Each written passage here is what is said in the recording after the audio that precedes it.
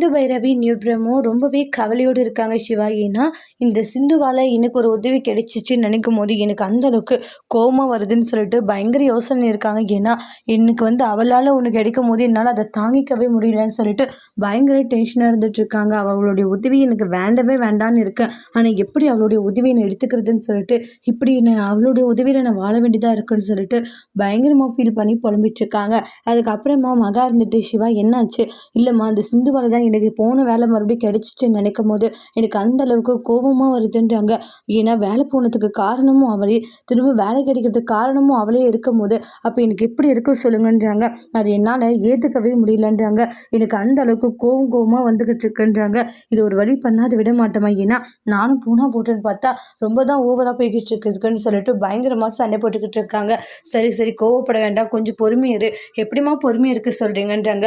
என்னால் பொறுமையாக இருக்க முடியலன்றாங்க. எனக்கு இதை நினைக்கும் போதெல்லாம் கோவம் மட்டும்தான் அதிகமாகுதுன்னு சொல்லிட்டு பயங்கரமாக கத்திக்கிட்டு இருக்காங்க. அதுக்கப்புறமா சிவா எல்லாமே சரியாகிடும் சிவான்றாங்க.